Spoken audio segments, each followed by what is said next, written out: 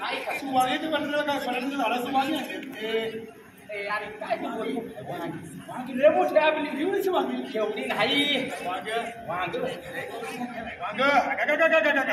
लई कौतिक वांग्याचं अरे वांग किती मोठं भारत सरकारकडनं मला शेतकरी काय कृषी शेतकरी पुरस्कार मला मिळालाय मग हा एवढं वांग नाही के एवढं नाही इतकं मोठं वांग एवढं त्याचा परीघ इतका मोठा आहे एवढं दिल्ली मुंबई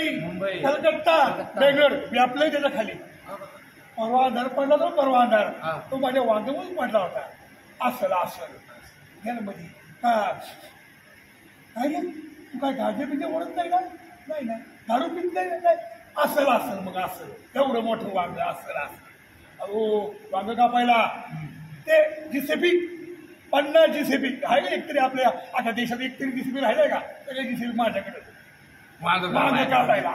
एवढं एक वांग लई मोठा अंधारात पडलाय 4 राज्यावर इतकं मोठं वांग आहेस कुठं तुझं काय चाललंय या तुमचं काय चाललंय सोड तुझं काय चाललंय हसू नको सांग काय करतो घरी सांग तुझं काय चाललंय हसू नको सांगतो ना मी काय आता किरकोळ झालो नाही कारखानदार झाले मोठा शपथ लई मोठा कारखानदार भांड्याचा कारखाना टाकलाय भांड्याचा बाटे लोट्या चमचे तुमचं चमचे आता किरकोळ नाही फार मोठं भांड करायला घेतलंय मी आणि स्टीलचं भांड स्टीलचं मोठं बघ लोखंडाचं काय जर्मलचं स्टीलचं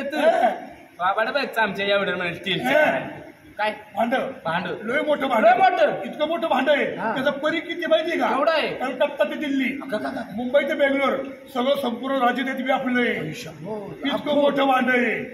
6 महिने झाले त्याच्यामध्ये कलई करायला 500 लोक उतरल्यात अजून वर आले नाही 6 महिने आणि आणखी 6 महिने चालणार आहे एवढं मोठं भांड 2 वर्ष लागली भांड्याला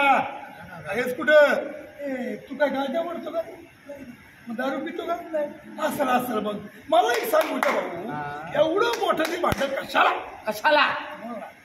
मला सांगा गुजा भाऊ तुम्ही दारू पिताय नाही मग सकाळ गांजा पिलाय अरे नाही रे बाबा मग काय दुसरं काय करताय नाही मला सांगा